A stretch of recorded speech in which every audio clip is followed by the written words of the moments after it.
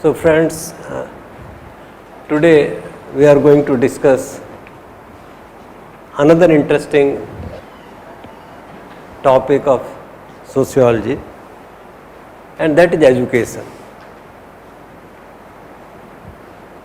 Since we have already spent more time on religion, so I will cut short discussion of education, and I will try to summarize everything in 2 lectures on. In the first lecture, I will talk about definition of education. What is education? As usual, whenever we begin discussing any topic, we start with what is that we are talking about. Then means of education. Under means of education, several things can be discussed. I will briefly touch upon government and private schools. Type of education, what kind of education you want to give to your students, where should you emphasize, how much of what, and whether they should be mixed or there should be independent institutions and universities for education of different types, liberal arts, humanities, philosophy, linguistics, social sciences, sociology, economics, psychology, and sciences, physics, chemistry, math, biological sciences, and technical subjects, engineering, or professional subjects, engineering, technical, maybe somebody can also include separately medical, agricultural, and so on. Where should be emphasized? Depends on society. After all, in sociology we are trying to learn that there is a connection between what we are discussing and the larger society. So, connection between education and society. At the end, I would just try to raise a few issues, social issues in development of education. So, this is what I intend to do in the first lecture. And in the second lecture, I will focus on functions of education or role of education, why education, and certain critical perspectives, which will include a brief discussion of Marxist theory of education. Brief because by now you understand what is Marxist theory or what is Marxist perspective, Marxist approach. Like as we have seen that in case of family, Marx has his own way of thinking that family has emerged because of emergence of private property or class contradictions. On state, Marx has a certain perspective that state always represents the interests of the dominant classes. So, in capitalist society, state, the monopoly of power always represents the interests of the capitalist class or bourgeoisie.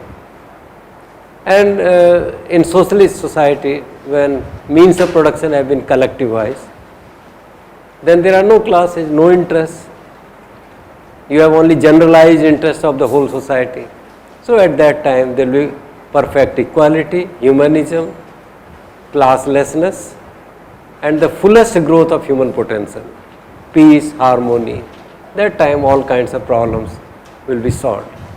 So in the same perspective, Marx will look at education, that education is part of ideology of the dominant class.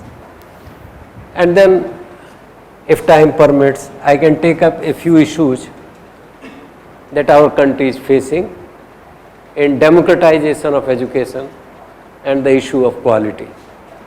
Democratization or education becoming mass. We are in the process of making education democratic. Earlier education was confined only to a few classes or to a few families or castes and subcastes. Today education has become democratic, and we say that everybody has a right to education. We have also passed a right to education. But right to education does not mean that everyone, irrespective of age, gender, level of education, background, everybody has right to higher education. Whenever we define rights, we define in a very specific sense rights for whom, for what kind of education, up to what age. Is it up to the age of 14 or it is up to the age of 35, or anybody, even old people can have right to education. So when things like right to education will come, they will be defined in a certain way, and only those entitled to protection of rights under the definition of right as given by right to education or right to information or human rights will be entitled to certain things. Now, beginning with definition and ends of education, to make the things a bit interesting, I will give you definitions from 2 or 3 sources. First, using Gisbert's definition, education means bringing up.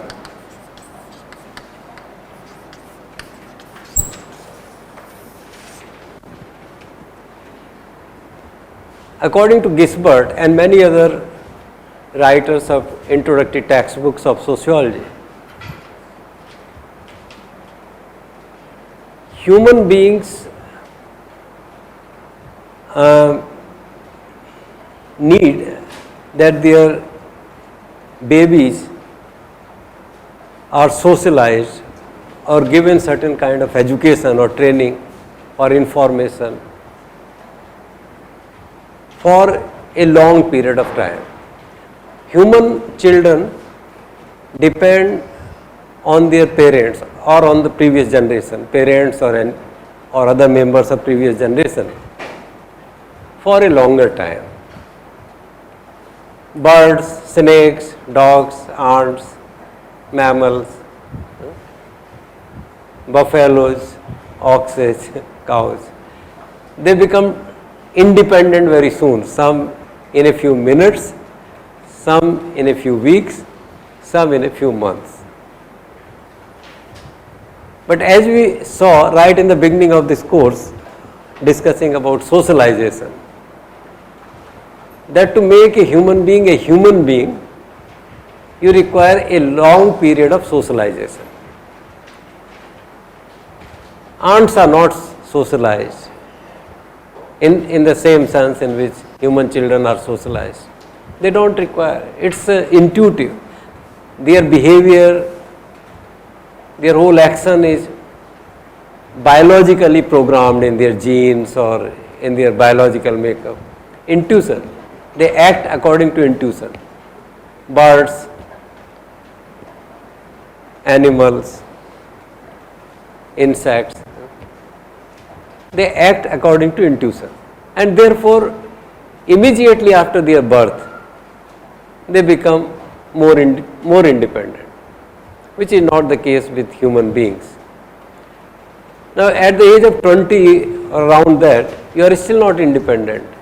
You think that to live an independent life you must graduate from IIT Kanpur, and some of you may think that you will still not become independent, or the quality of life you want to live, for that education at IIT Kanpur is not adequate, it's insufficient, and you must go for MS or PhD or MTech or higher education, more professional education, more credentials.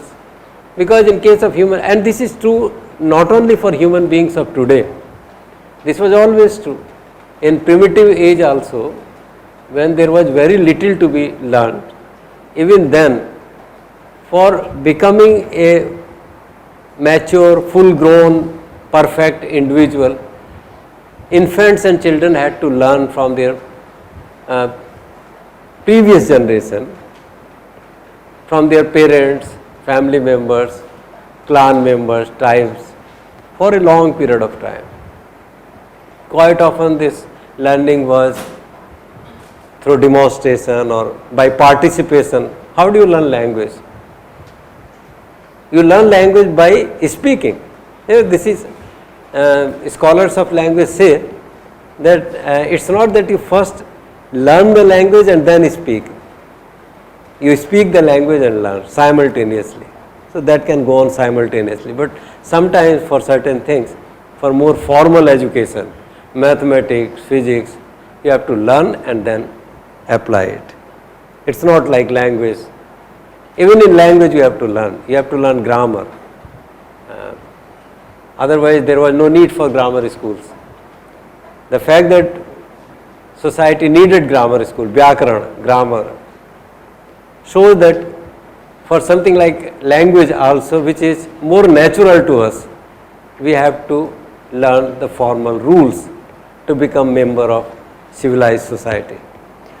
For Gisbert, education means bringing up. The previous generation, any older generation, has to bring up the new generation.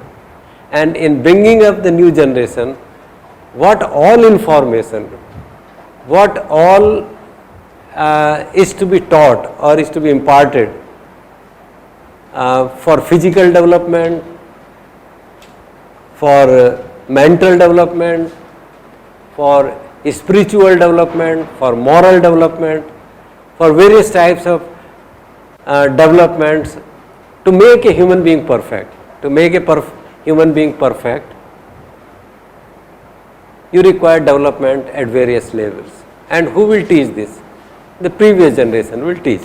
The methods of teaching may be different, but somebody has to teach how to take care of your body. So education includes even basic things like toilet training, even feeding. Many children resist when you feed them, and parents are deeply concerned about how to feed their children. So from no parents of cows or buffaloes are ever bothered that their children are not eating. But this is a common problem of middle class in our society today. So even feeding becomes a problem. You have to teach your children how to eat, how to drink water, what kind of water, what precautions to take in drinking water, how should water be protected. So from rules of maintaining sound health, and sound health is very important. Unfortunately, in modern education, we don't pay adequate attention to sound health. Sound health is very important. In the convocation, our esteemed chief guest in his lecture emphasized how important it is to maintain a sound body for doing something good, morally good, spiritually good, scientifically good, for the contribution to society. So bringing up physical, mental, you will see in all the definitions that stress may be at one thing or the other thing, but all these things are covered. Physical training, mental training, cognitive, moral, spiritual, attitude formation. You must have healthy attitudes. You must be a positive person. So for good quality of life, to live an independent and effective life, to become a perfect man, a perfect woman, you need some training, some information, some guidance, some counseling. All that is part of education. So for Gisbert, the term education, the dictionary meaning of the term education would be to bring up. Education means bringing up. Okay. But this bringing up raises so many issues. When we bring up new generation, what kind of training we provide? What do we teach? Why do we teach? What are implications of that teaching for the overall development of society? Is it good or bad? What we teach our youngers, are we taking them in the right direction? Who will decide what is direction? Values. Who will decide what are the values and how should the younger generation be trained? I will also give you a definition by Emile Durkheim, very similar definition. This bringing up of Gisbert covers everything actually. Emile Durkheim defined education है. This is from a book of sociology written by Boto-Moore. Earlier, many students who wanted to know more of sociology, either for higher education in sociology or for civil services, used to read this Boto-Moore's book. Now it's very old. Now we say that Haralambous' book is much better than all these books, Haralambous and Giddens. Here in Boto-Moore's book, the chapter on education starts with a definition given by Emile Durkheim, and it says the action exercised by the older generations. Again the idea of bringing up the action, education is the action exercised by the older generation upon those who are not yet ready for social life. So, a process of education is going on in IIT, in our classroom. This means the action exercised by the older generation. I belong to older generation and I am involved in an action. This is what education is. That a member or a group of people belonging to older generations act upon those, upon whom they act upon, who are not yet ready for social life. Those who are already ready for social life, they do not require education.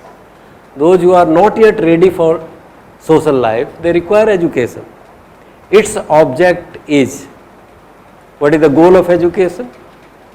Ends of education or goals of education?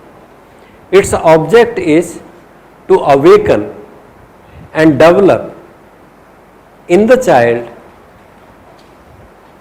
those physical, intellectual and moral states which are required of him both by his society as a whole and by the milieu for which he is especially destined. What are the components of the definition? First of all, education is an action. Education is an action by older generation.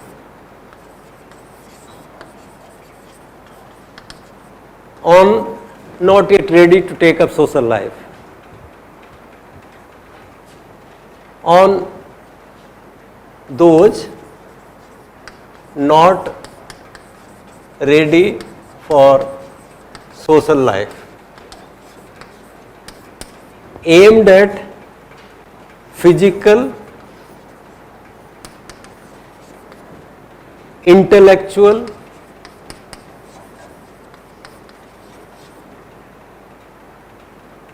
and moral states. Physical state to make you healthy, full grown, disease free, powerful, having muscular, mental strength. Intellectual, whatever is required at a given stage of development or in a specific society for intellectual development. Interestingly, why we are discussing these things in sociology class? Because everything is social. Because what is intellectual is social. What is physical is social. Why are we preparing the younger generation or those not yet ready for social life? There is a name, physical. But what kind of physical preparedness or what is the goal of physical training? That depends on society. And what physical, intellectual and moral states we want to build in the new generation, that also depends on our understanding of the milieu, present milieu, as well as especially destined future.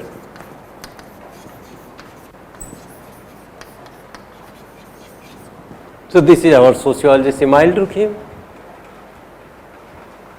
Gisbert used a very simple phrase, bringing up. In case of human beings, older generations have the responsibility of bringing up the members of younger generation. He says that a midwife brings forth, a midwife helps you to take birth, a nurse brings up, and teacher educates. So it is a process of bringing up of the new generation, and Emile Durkheim, our founding father of sociology and a very profound thinker, a humanist, socialist thinker also, defined that education is an action, a form of action by older generation directed towards achievement of certain qualities among those who are not yet ready for social life. So, younger generation, children. What is child? Definition of child will also vary from society to society. But for all that flexible period from 0 to 9 or 0 to 14 or 0 to 20 or 0 to 30, during which human children need to get some information, training, counseling, advice, guidance for living an independent life subsequently for themselves and also for meaningfully contributing to larger society.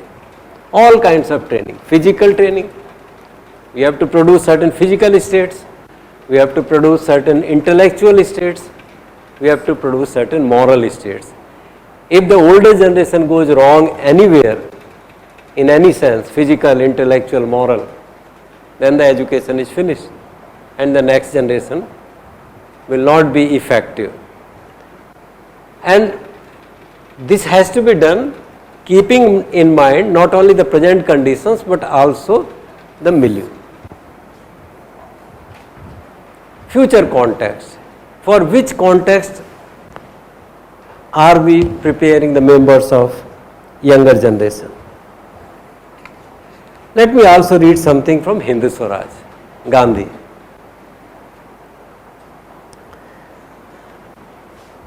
In the chapter on education, Gandhi quotes, Gandhi was a great scholar. Gandhi is not like newspaper editors expressing his own ideas everywhere without supporting them with facts and figures, referencing and documents. Gandhi writes like a great scholar. And in writing this small book, Hindu Swaraj, in the chapter on education, Gandhi at some place is commenting on education. There are several pages devoted to education. I am reading only one paragraph where he is quoting the definition given by Professor Huxley. And the definition says, this Hindu Swaraj is there on the net and you need not write the definition. You just listen to. Try to understand what he wants to say. That man, I think, has had a liberal education. So Gandhi is in favor of liberal education. And what is his idea of liberal education? That man, I think, has had a liberal education who has been so trained in youth, again youth, who has been so trained in youth that his body is the ready servant of his will.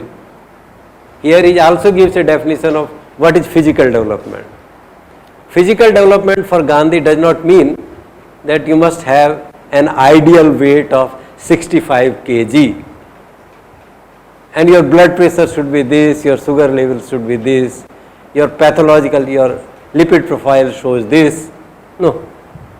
Gandhi has a very simple and usable concept of physical health, and that is that the body is the ready servant of his will. If your body is capable of helping you in what you will, not others. Suppose you will, your will is that you must become a good hockey player, then your body should help you in becoming a good hockey player. If you will that you should get up at 5 o'clock, go for morning walk, bathe, read something, do some bhajan or spiritual activities and take breakfast and come to class at 8 o'clock, then your body should be trained so. It should not happen that you desire something, you will that I should get up at 5 o'clock. But your body is not permitting you to get up at 5 o'clock. Body is saying, no, I will not. I will not cooperate. You will that, like many others who live a disciplined life, you go for a walk, but your body does not permit you to go for a walk. You want to take breakfast at 7:30 and your body does not permit. So irrespective of what your weight is, what your lipid profile is, what your height is, how charming you look, you have failed in acquiring education. Very simple definition. Somewhere behind this definition, he is selectively quoting Huxley, somewhere behind this definition, Gandhiji is carried away by sentiments expressed in Kathopanishad, according to which your soul is like a sarthi of a charioteer and your sense organs are like the chariot. Soul is charioteer and your body, your sense organs, your indriyas, your organs of action and perception are like the various parts of the chariot. And for Gandhiji, when charioteer controls the chariot well, then the person lives in Ram Rajya. That is the ideal state. And if the charioteer is controlled by the chariot, then it is Ravana Raj or Kali. Now, after reading this definition, you must also ask yourself whether you are healthy or not. I don't know how many students present in the class are healthy. Healthy not for others' sake, healthy for their own sake, that you will something, you want to do something. Is your body such that you are able to do what you want to do? Not what others want you to do, but you want to do something. Is your body, if your body does not support you in fulfilling your wishes, your wills, then it means your body requires education and you must educate your body. Okay. So that man, I think, has had a liberal education, who has been so trained in youth that his body is the ready servant of his will and does with ease and pleasure all the work that as a mechanism it is capable of, with pleasure. Whatever the body does with pleasure.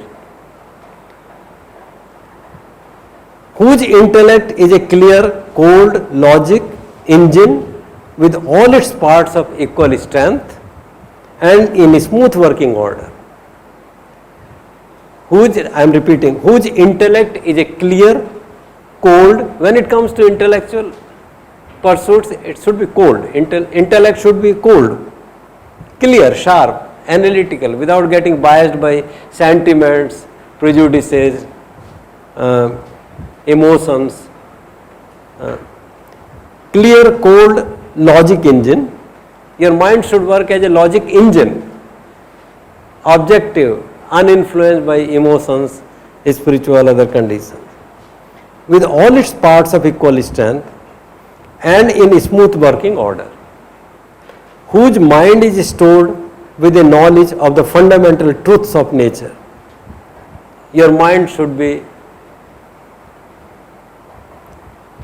full of knowledge of the fundamental truths of nature. You must understand not only your social milieu or the socially prescribed goals of life, but also the truths of nature. Whose passions, you should also have passions, It's not the passions are human. You must have passions. So you must have a sound body, clear mind, knowledge of fundamental truths, and whose passions are trained to come to heel by a vigorous will. The servant of a tender conscience, conscience is equally important, who has learned to hate all vileness and to respect others as himself. This is also part of education, that you must be able, then only a good human order can be established. When we talk of humanism, equality, human order, it means we have developed a capacity to treat other human beings as we treat ourselves. If this will not happen, then no political transformation, no economic transformation, not even collectivization of means of production will help.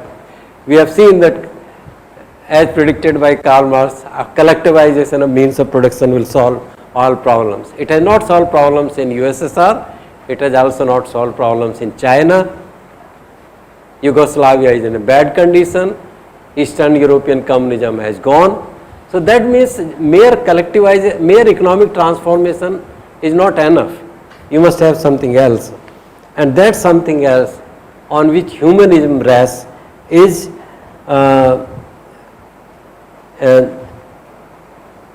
learning that to hate all vileness and respect others as himself. Such a one and no other, I conceive, has had a liberal education, for he is in harmony with nature. When you have this, then you are in harmony with nature. In all circumstances, you will be in harmony with nature. He will make the best of her and she will of him. This is education. And Government of India developed an education policy in 1986. I thought let me also read a few lines from there. In 1986 policy, one of the early paragraphs is this: in our national perception, education is essentially for all.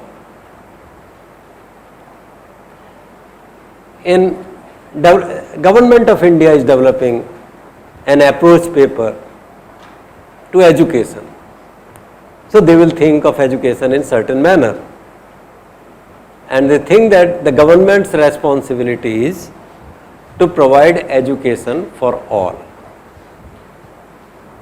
So the opening of new education policy is that in our national perception, education is essentially for all. It has not been for all. For human history, education has not been for all. In Europe, education was confined to nobles and aristocrats.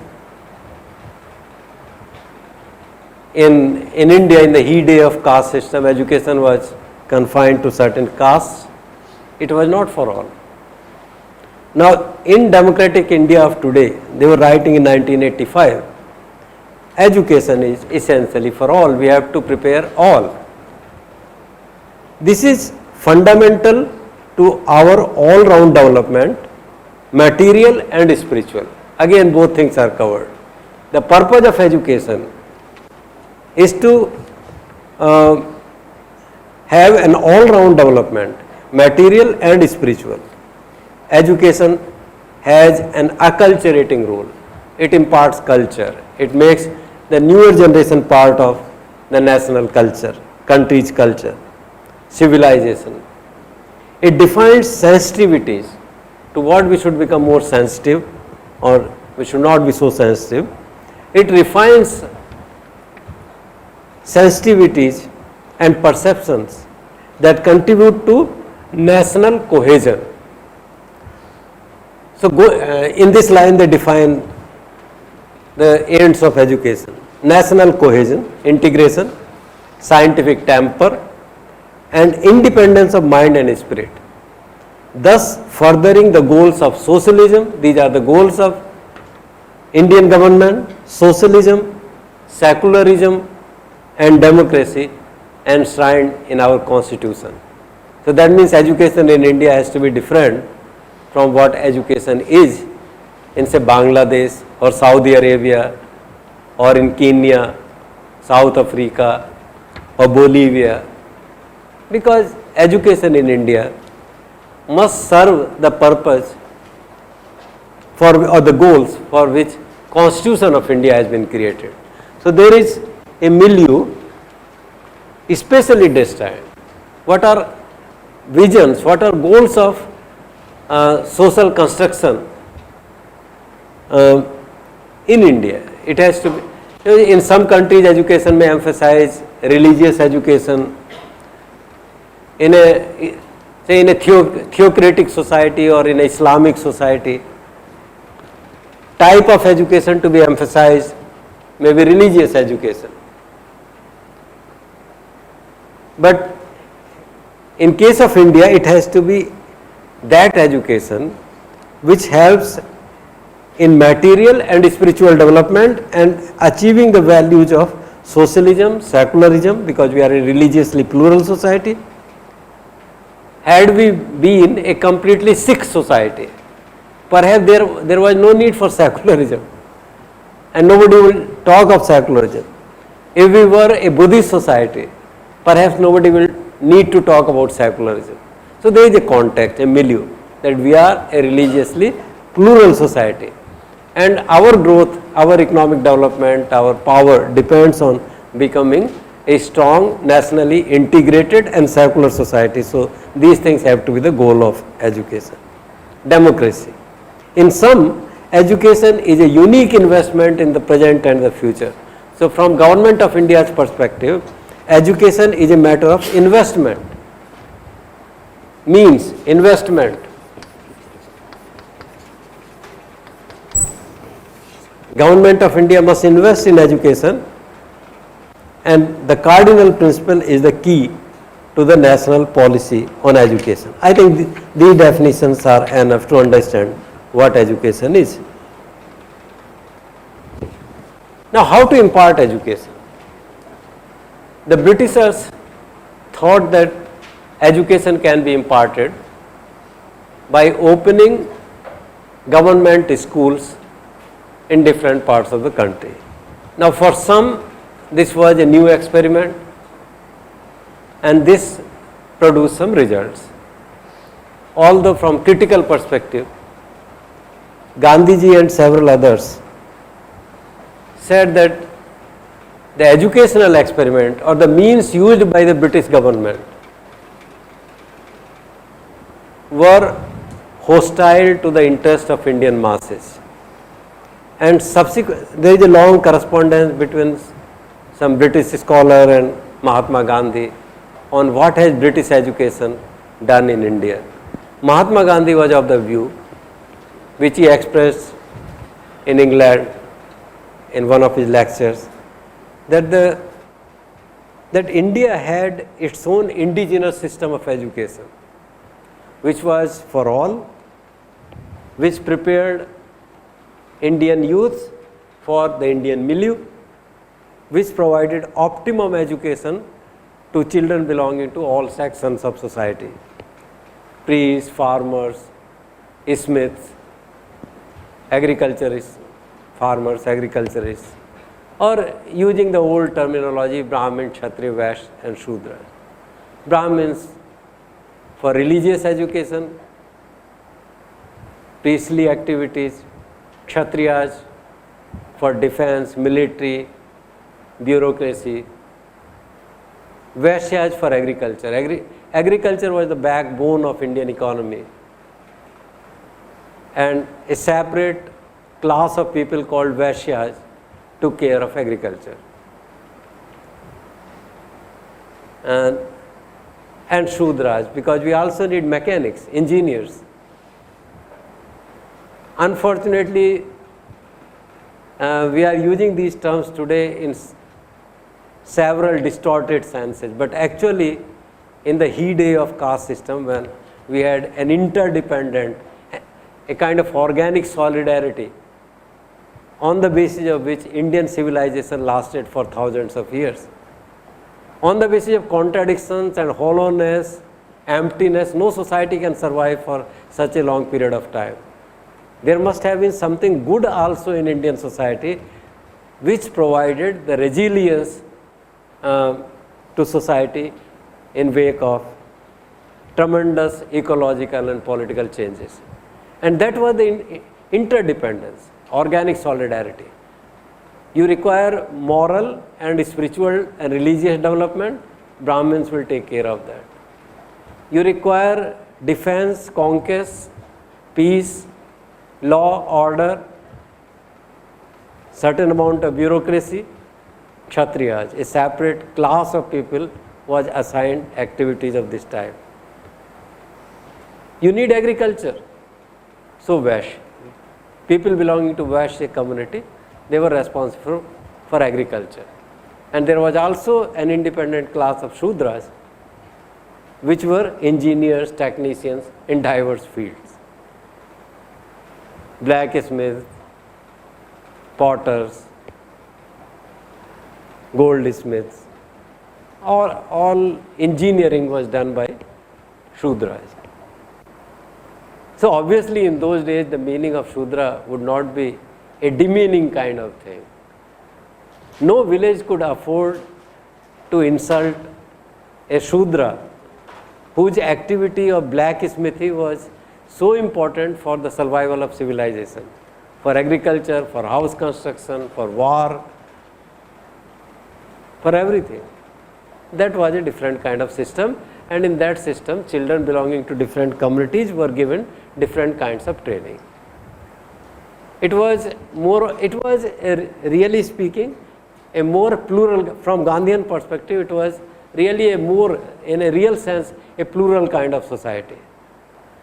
Today everybody wants to become a Shudra, nobody wants to become a priest, nobody wants to become an agriculturist, so no Brahmin, no Vaishya, very few people are going to join defense forces, so no Kshatriya, all of us want to become Shudra, we want to become engineers and technicians. It's a different kind of order.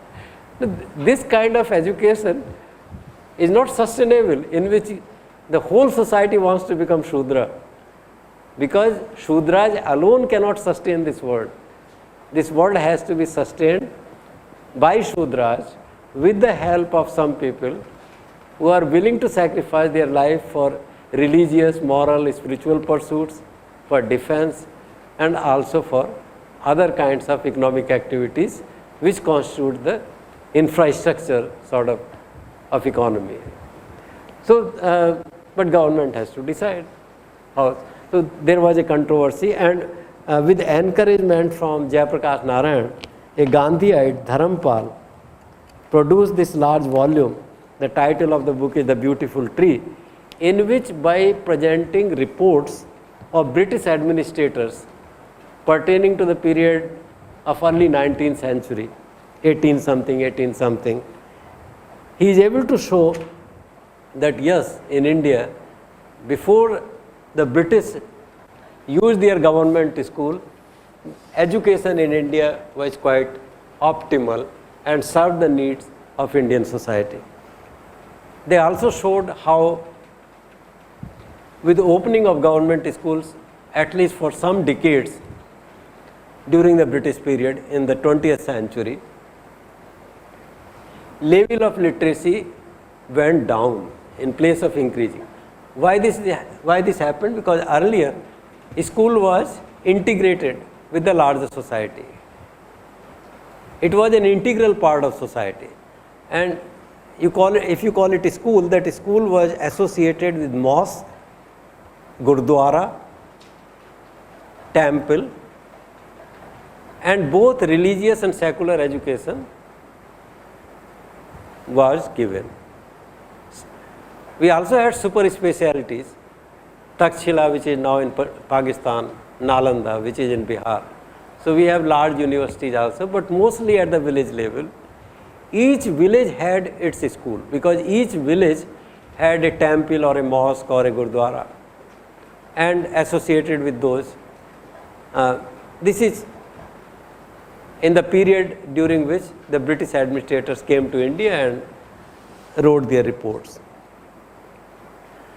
The British government destroyed this means, this integral school being integral part of society. The system was destroyed by the British government, and instead of that they started opening their own schools. Attending those schools was expensive, and it is from that stage onward that inequality in education started.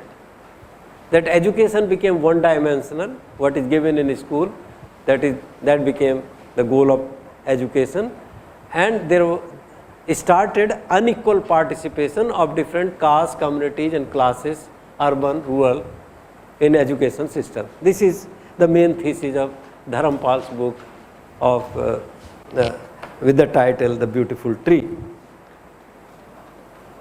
In Gandhiji's time this was only a hypothesis kind of, and Dharampal with support from Jayaprakash Narayan and other Gandhiites started collecting data and made this a reality.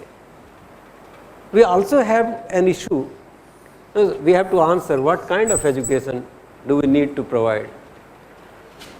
Liberal arts in knowledge, when it comes to knowledge.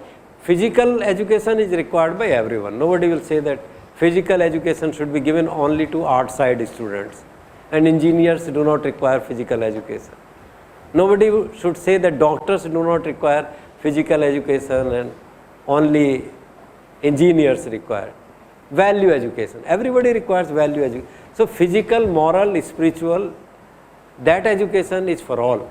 But when it comes to intellectual part or cognitive part or technical part, what education, some youths need to be trained in liberal arts, in humanities, in languages. Some should take up studies of Sanskrit, Pali, Hindi, Tamil, Telugu, Bengali. If nobody studies Bengali, if nobody studies Tamil, nobody studies Hindi, then much of the cultural endowment, much of the resources, cultural resources, historical resources that our society has will not be passed on to the next generation. This all will be lost. Thousands of years of developments in art, in history, in literature, in music will be lost. So we require liberal arts, we require music, of course we require science. From the perspective of the future destiny or future milieu, we require science, and we also require technical. But there has to be a balance. Society must be able to identify what are its requirements, and accordingly this education should be provided, whether in government schools, and if government resources are not enough, if government does not have enough money to invest in education, then private schools must be encouraged. And at some point, initially government depended more on government money, on government schools. There have been lots of studies of comparison of government and private schools also. And finally, government has adopted a policy that education will be imparted through public-private partnership. There will be government schools, there will be private schools, there will be aided schools, schools by management but with aid of government, state government, central government. And so these are all questions we can't decide, and we can't decide in abstraction that for all societies and for all times to come, this should be the mean, this should be the type of education. No, it depends on the social context. Then there are some issues in development of education. The most important issue today is the issue of what education policy said, education for all. Are we giving education to all? If we broadly divide education into three parts, primary means up to 8th, secondary up to 12th, higher graduation, post-graduation, primary, secondary, tertiary, you can call it tertiary or higher education. Then what are the rates of enrollment at these levels? What are rates of enrollment according to age? how many children are going to primary school, how many to secondary school, how many to universities. There is a very high dropout rate at various levels. The current situation is that at the level of primary we have almost reached the enrollment rate of more than 100%. Almost all children are going to schools. But this is not so at the secondary level. There is a very high dropout. More than 30% children drop out after primary. Then more than 50% drop out after secondary. There are very few, 10 to 20% who do graduation. Should this situation change? And if this situation is not changing at a fast rate, how to make composition of enrollees more inclusive? Educational planners have to think about this. If it is 100%, like primary school, 100% now, more than 100%, more than 100% because of some technical reason in defining gross enrollment rate. So it is assumed that at the primary level today in India everybody is going to school. But at the higher level, if there is a very high dropout and everyone is not going to school, then should enrollment in secondary and higher education not be inclusive? Inclusive means should it not include proportionately youths from all categories, urban, rural, males, females, general category, other backward castes or classes, scheduled castes and scheduled tribes and regions. When education spread in India, like any other developmental activity, it was more focused on Calcutta, Madras, Bombay, mostly port cities which are so vital to British economy. Education also developed there. So people belonging to certain regions of the country got more education. Other regions or the hinterland remained backward. Now time has come for us to think of inclusive education, in which as at least till the stage we are able to reach 100% enrollment at all the levels. The enrollees, those enrolled in schools, must represent all sections of society. At the moment this is not. I was reading your names and out of 100 students there were only 2 Muslims. Does this not justify that something is done specifically to promote higher education among Muslims? You know, in this class of 100 students, I am not sure, maybe 5 or 6 are girls.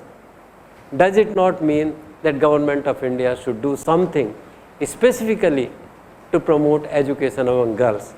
That has to be done at the school level, at the community level, by using media, by using law, by changing people's attitudes, by making interventions in cultures. If you have a patriarchal, patrilineal, patrifocal kind of culture, the result will be this. So along with raising enrollment of girls in schools, it is government's responsibility also to attack the patriarchal culture of the society directly. So you see how society and education are interconnected. To promote education in an inclusive framework, you have to destroy the patriarchal, aristocratic and casteist and communal tendencies in society. In absence of that, you will not be able to do.